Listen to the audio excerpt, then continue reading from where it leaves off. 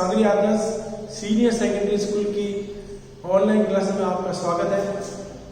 आज हम कक्षा 12 के भूगोल के अंतर्गत मानव व्यवसाय का अध्ययन करेंगे, जिसके अंतर्गत हमारा सब टॉपिक जो है कृषि रहेगा। कृषि के बारे में हमने पहले 2 वीडियो बना रखे हैं, जिसमें कृषि के बारे में अध्ययन किया था, उसी को हम कंटिन्यू करेंगे। और आज हम जो है कृषि के एक अन्य प्रकार बागाती कृषि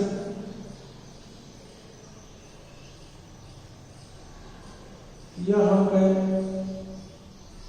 रोपण कृषि या उसको जो है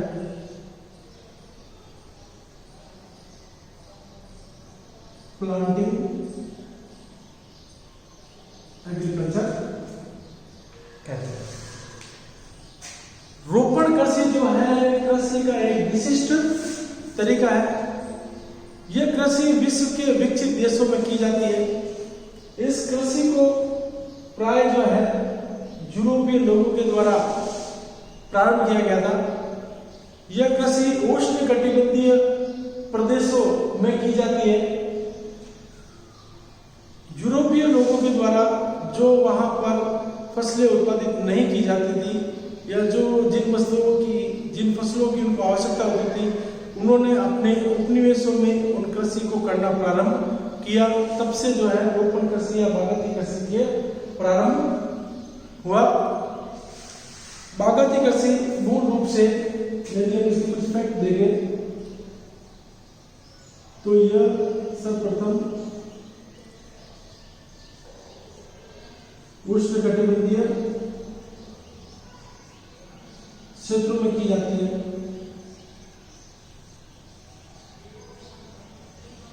कृषि का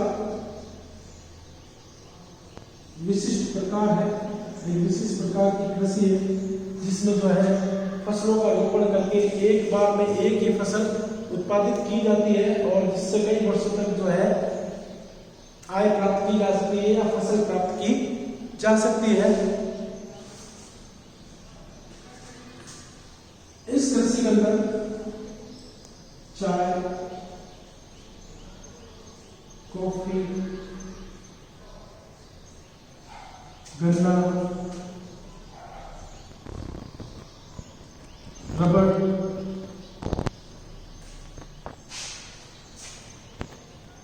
मसाले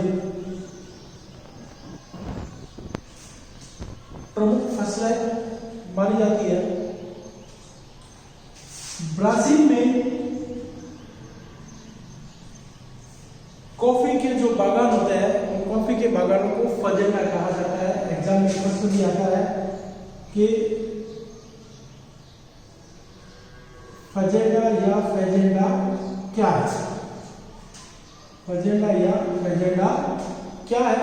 तो ब्राजील में कॉफी के बागानों को फेजेंडा कहा जाता है। मूल रूप से स्थान याद रखना जरूरी है, ब्राजील, क्योंकि ब्राजील में कहा जाता है। ब्राजील में कॉफी, हिंदी में कह सकते हैं कहवा, ब्राजील में कहवा के बागानों को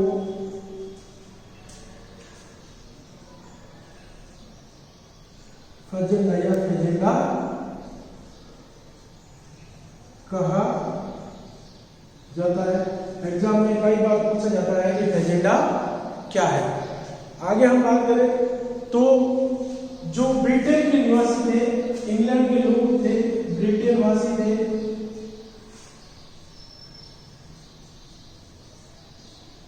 उन्होंने भारत व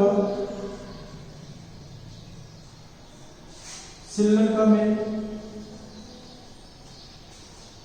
चाय व कॉफी के बागान लगाए। चाय और कॉफी के बागान लगाए। फ्रांस वासियों ने जो है पश्चिमी अफ्रीका या अफ्रीका के क्षेत्र में जो है कोको के पौधे लगवाए।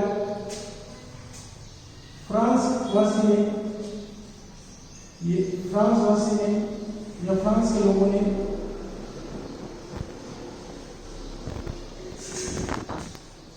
अफ्रीका में कोको के पौधे लगाए। यूरोपीय लोगों ने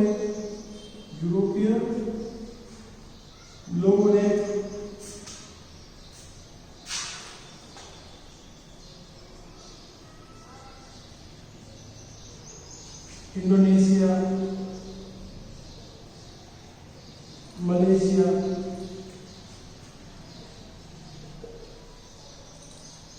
दक्षिण पूर्वी एशिया के क्षेत्रों में केले,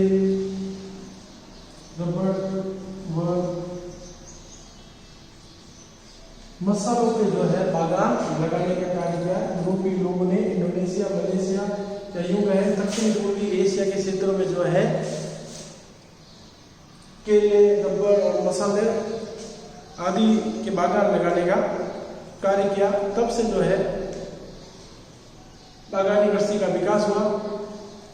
अगर हम बागानी कृषि की विशेषता की बात करें तो बागानी कृषि हमने पहले पढ़ा था, हमने पहले कहा था कि जो ये है बागानी कृषि उष्णकटिबंधीय क्षेत्रों में की जाने वाली कृषि है, जिसमें भारी पूंजी विशेषता। इस कृषि में भारी पूंजी अर्थात पूंजी की अधिक मात्रा, श्रम व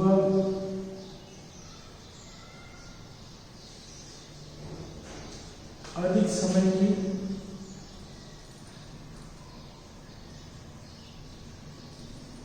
आवश्यकता होती है, क्योंकि फसलों को जो है लगाना, रोपण करना, उन्नत किस्म के बीजों वैज्ञानिक ढंग से पालन पोषण करना या वृद्धि करने में अधिक समय लगता है, अधिक श्रम लगता है और भारी पूंजी की आवश्यकता होती है। परंतु एक बार फसल तैयार होने के बाद उसको 3, 4, 5 साल तक जो है उससे फसल प्राप्त की जा सकती है। इसके अलावा इसमें जो है बड़ी मात्रा में यूं है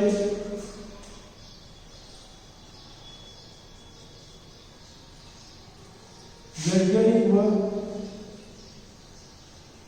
उत्तम तकनीकी की आवश्यकता पड़ती है। वैज्ञानिक व उत्तम तकनीकी की इसमें आवश्यकता पड़ती है।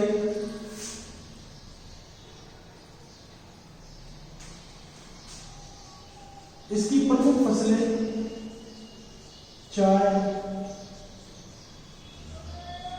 कॉफी, रबड़,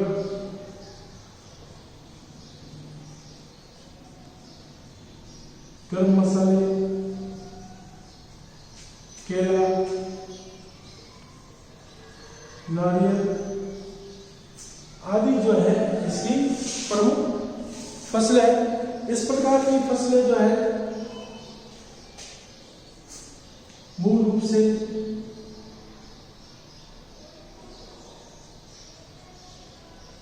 भारत, श्रीलंका, बांग्लादेश,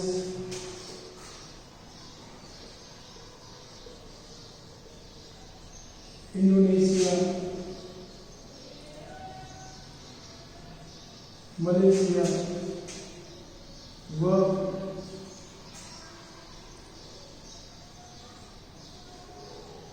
दक्षिण पूर्वी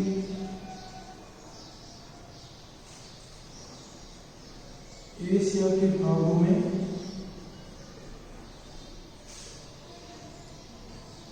की जाती है।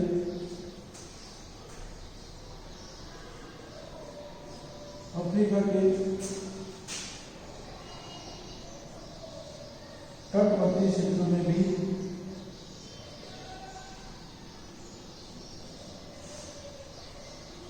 यह कृषि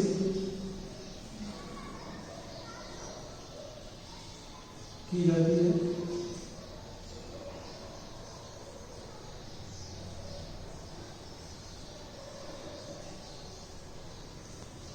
उष्णकटिबंधीय क्षेत्रों में रोपण कृषि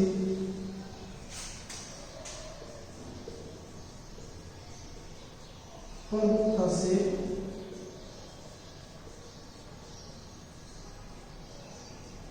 की जाती है। तो ये जो है इस कृषि के कुछ प्रमुख विशेषता है। इसके अलावा हम कह सकते हैं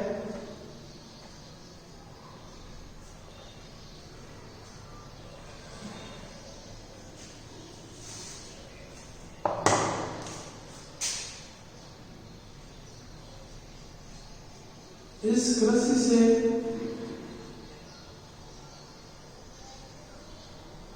उत्पादित कच्चा माल, इस कृषि से उत्पादित कच्चा माल, इस कृषि से उत्पादित कच्चा माल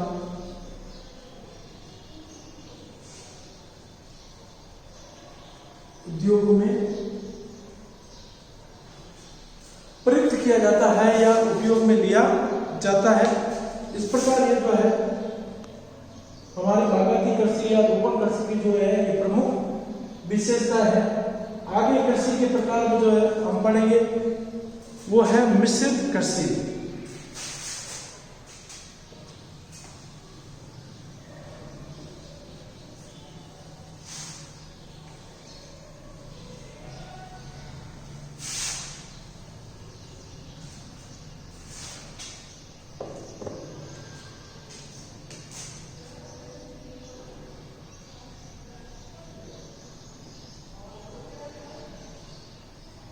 मिश्रित कृषि एग्जाम में काफी बार जो है मिश्रित कृषि से क्या आशय है प्रश्न पूछ लेता है, क्योंकि अधिकतर विद्यार्थी इस बात में कंफ्यूज रहते हैं कि ये मिश्रित लिखा हुआ है इसका मतलब जो है कई प्रकार की विभिन्न प्रकार की जो है कृषि की जाती है, जबकि ऐसा नहीं है। मिश्रित कृषि से आशय वह कृषि जिसमें कृषि तथा पशुपालन साथ साथ किए जाते हैं। वह कृषि जिसमें कृषि तथा पशुपालन दोनों साथ साथ में किए जाते हैं तथा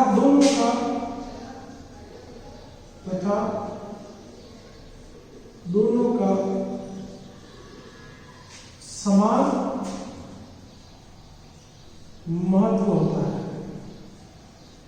सबसे बड़ी बात इस कृषि में जो है कृषि और पशुपालन दोनों का ही समान महत्व होता है। तो विकसित कृषि का आशय वह कृषि जिसमें कृषि तथा पशुपालन दोनों साथ साथ में किए जाते हैं तथा दोनों का समान महत्व होता है। इसमें जो कृषि फसलें उत्पादित की जाती है वो अधिकांश जो है पशुओं के अनुसार पशुओं को खिलाने के लिए फसलें उत्पादित की जाती है। यह कृषि मूल रूप से जो है विकसित देशों में की जाती है। सबसे बड़ी बात विकसित देशों के द्वारा ही यह कृषि की जाती है। विकसित देशों में की जाती है। विकसित देशों में ही किए जाने का कारण कि विकसित देश ही क्यों करते हैं, क्योंकि इस कृषि में जो है बड़ी मात्रा में जो पूंजी की आवश्यकता होती है। इसके अलावा कृषि तथा पशुपालन पशुओं की देख रेख के लिए वैज्ञानिक ढंग से जो है बाड़े या फॉर्म बनाए जाते हैं तथा उनकी पशुओं की क्या खुराक होती है, पशुओं का प्रजनन, उनका नहलाना धुलाना, खुराक, समय समय पर ध्यान रखना, सभी बातों पर जो है अधिक खर्च आता है। इसी कारण जो है विकसित कृषि जो है मिश्रित कृषि विकसित देशों में की जाती है। अगर हम बात करें इसकी विशेषताओं की कि मिश्रित कृषि की विशेषता क्या है, तो विशेषता लगभग वही है जो उसकी परिभाषा में आई है। पहला विशेष सम्मान अध्ययन, मिश्रित कृषि में कृषि तथा पशुपालन दोनों साथ साथ में किए जाते हैं तथा दोनों का समान महत्व होता है। कृषि तथा पशुपालन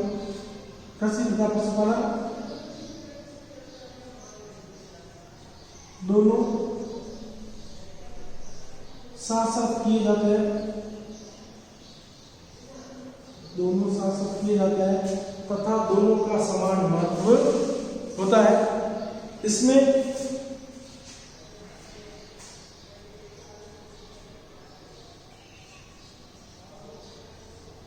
फसलों का उत्पादन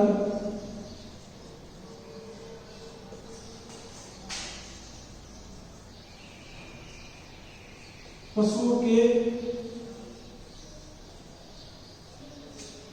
अनुकूल किया जाता है।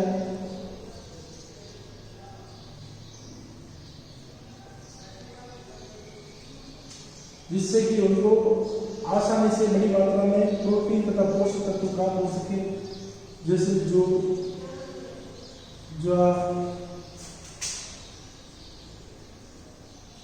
मक्का, सोयाबीन आदि फसलों का जो है उत्पादन किया जाता है। जो भी फसलें उत्पादित की जाती है वो फसलें जो है पशुओं के अनुरूप भी उत्पादित की जाती है।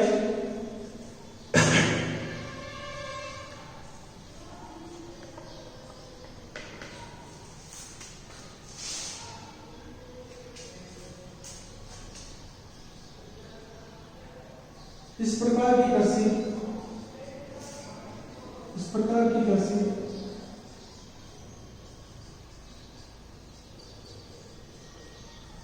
महानगरों के समय भी की जाती है।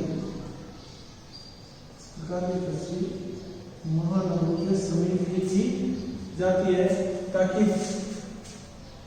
पशुओं को खिलाकर पशुओं को मोटा ताजा खट्टा करके उनके द्वारा जो है उनसे डिब्बाबंद मांस प्राप्त किया जा सके या मांस तैयार किया जा सके। इसमें खेतों का आकार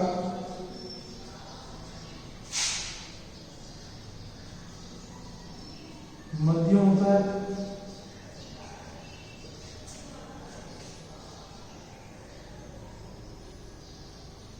मिश्रित कृषि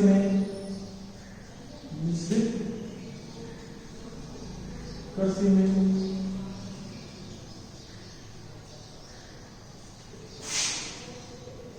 अधिक पूंजी व श्रम की आवश्यकता होती है, क्योंकि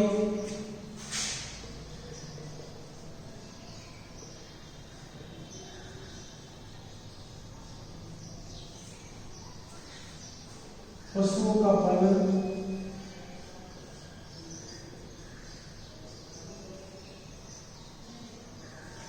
वैज्ञानिक ढंग से किया जाता है।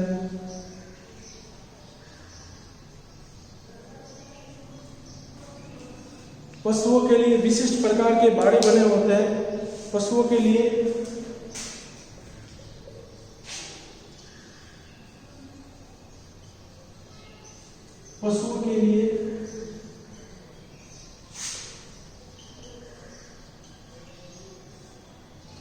विशिष्ट प्रकार के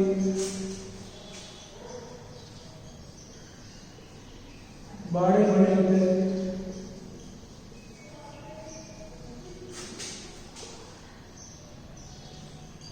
जहां पशु नस्ल सुधार,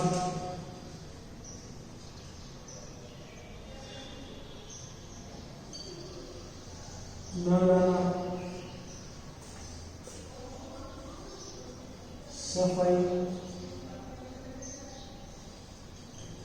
आदि सभी कार्य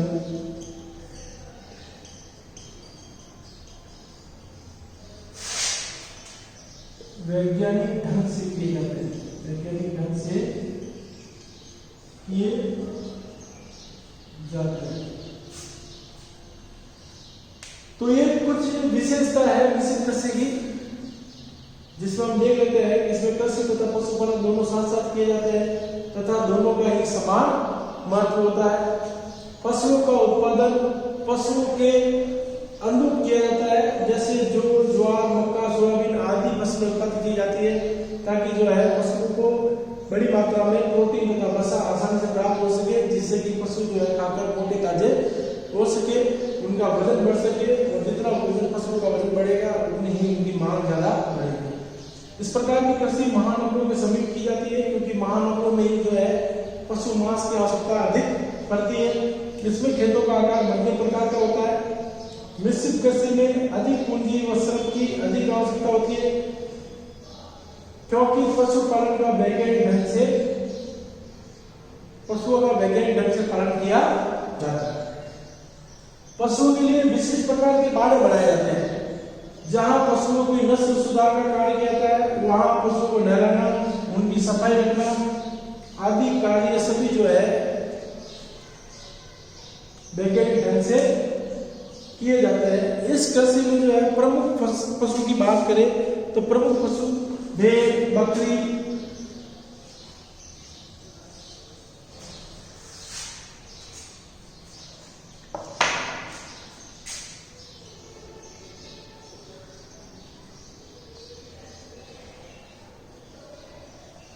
इस कृषि में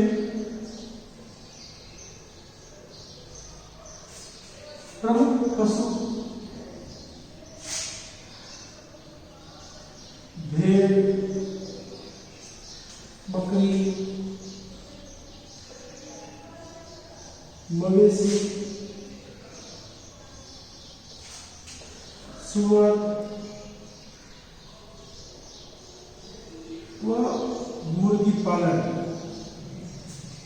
किया जाता है। यह कृषि जो है मूल रूप से उत्तरी पश्चिमी यूरोप, अमेरिका के पूर्वी भाग, यह कृषि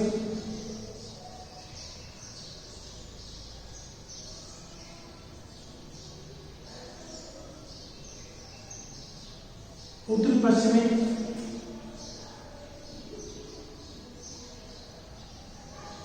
यूरोप,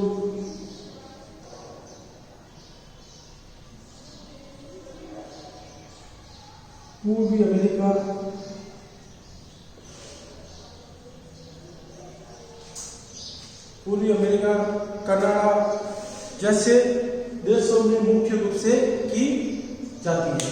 तो ये जो थी हमारी मिश्रित कृषि थी। तो इस प्रकार आज हमने जो है कृषि के दो और नए प्रकार पढ़े, जिसमें बागायती कृषि या रोपण कृषि तथा मिश्रित कृषि। परीक्षा की दृष्टि से दोनों ही महत्वपूर्ण है, दोनों की परिभाषा या फिर दोनों की अधिकांश जो है विशेषताएं पूछ ली जाती है। मूल रूप से वापस एक बार रिवाइज करें हम तो फजेंडा क्या है, तो ब्राजील में कॉफी के बागानों को फजेंडा कहा जाता है। आज के लिए इतना ही, मिलते हैं अगले वीडियो में।